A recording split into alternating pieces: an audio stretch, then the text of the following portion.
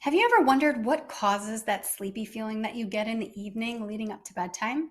You feel tired, your body feels heavy, and sometimes it even feels challenging to keep your eyelids open. That sleepy feeling is caused by a biological mechanism that drives your desire to sleep, called sleep pressure.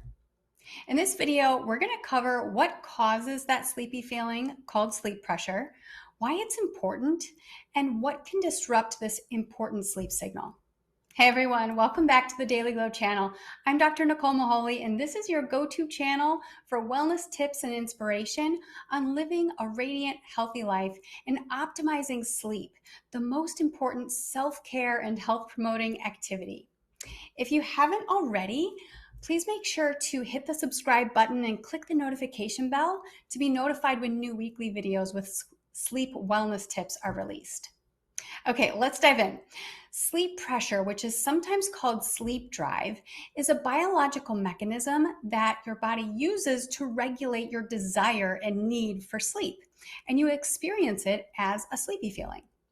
Sleep pressure rises throughout the day as a molecule called adenosine builds up and binds to adenosine receptors that are located in your brain. When these adenosine receptors are saturated with adenosine molecules, you have a high amount of sleep pressure, which makes you feel sleepy. During sleep, adenosine is cleared from your brain. So when you wake up in the morning, if you slept well, the adenosine has been cleared from the adenosine receptors in your brain, and you feel awake. In other words, sleep decreases or resets your sleep pressure by clearing away the adenosine. During the day, as energy molecules are burned, adenosine slowly builds up and binds to the adenosine receptors in the brain, slowly increasing sleep pressure again. Sleep pressure is important because without it, we would struggle to fall asleep at night. It's what gives us the signal, that feeling or sensation that it's time to get some rest. Sleep pressure influences something called sleep latency, which is the technical term for the amount of time it takes you to fall asleep. Without enough sleep pressure, it takes you longer to fall asleep, which means you have a high sleep latency. A normal sleep latency, or the amount of time it takes to fall asleep, is about 10 to 20 minutes. A high or a low sleep latency can be an indicator of sleep problems. If sleep latency is low, it can be an indicator that you may be sleep deprived. Let's say you have a night where you only got 6 hours of sleep instead of the recommended 7 to 8 hours. The following night, it's likely that your sleep pressure will be high, and that will result in a lower sleep latency. One potential cause of a high sleep latency, as we just discussed, is low sleep pressure. In other words, a potential reason it takes you longer to fall asleep is due to a reduced feeling of sleepiness or a lower sleep drive. Let's talk about what can cause a decrease in sleep pressure. The caffeine molecule is very similar in structure to the adenosine molecule. Because it's so similar, it can attach to the adenosine receptors in the brain.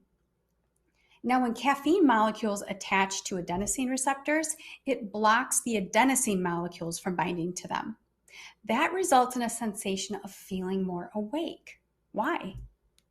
Because you're blocking sleep pressure. When caffeine molecules bind to the adenosine receptors instead of adenosine molecules, it prevents sleep pressure from building. Sleep experts recommend you stop consuming caffeine by noon. This is because caffeine takes a long time to break down and eliminate from the body.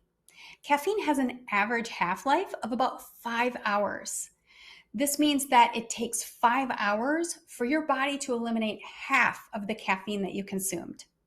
If we say it another way, 5 hours after you've consumed caffeine, half of it is still in your body. And 5 hours is just the average half-life. Some people metabolize caffeine more quickly and some more slowly, so your body may take less or more time to clear caffeine. One study found that even 6 hours after consuming 400 milligrams of caffeine, sleep was reduced by more than an hour. For reference, 400 milligrams is about the equivalent of a venti, or a 20-ounce cup of Starbucks Pike's Place roast. So, if you drink caffeine in the afternoon or evening, it can block your adenosine receptors and prevent sleep pressure from building. And then, when it's time to go to sleep, you end up staring at the ceiling, unable to fall asleep. So, caffeine results in a high sleep latency or a longer time to fall asleep because it essentially blocks your sleep pressure signal. Another factor that can impact sleep pressure is napping too close to bedtime. An afternoon nap can be a great way to rejuvenate your mind and body. A 10 to 30-minute nap is a great way to increase daytime wakefulness, improve learning ability, and enhance performance. However, something to be aware of is that since sleeping decreases sleep pressure, taking a nap too close to bedtime can decrease your sleep pressure, which will make it more difficult to fall asleep. We've talked about what decreases sleep pressure, but you might be wondering if there's anything you can do to increase sleep pressure and improve your ability to fall asleep at night. And there is. Exercise, or being very active and increasing energy expenditure throughout the day, means you're burning more energy molecules, which causes an increase in adenosine. So, exercise results in more adenosine, which is going to increase sleep drive and help you feel more tired at bedtime. To recap, sleep pressure drives the need or desire for sleep.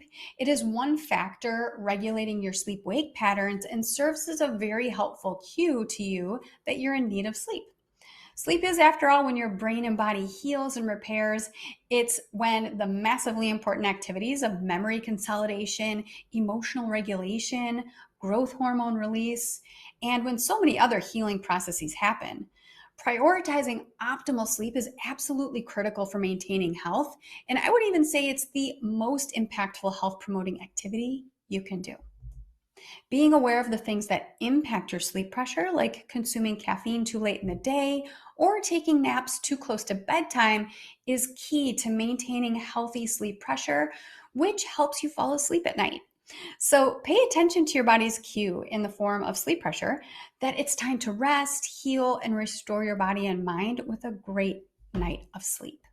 I hope you enjoyed this video and found this information helpful. If you did, please give this video a thumbs up and be sure to subscribe to our channel for more wellness tips and inspiration on optimizing sleep. Thank you so much for watching and sleep well, my friend.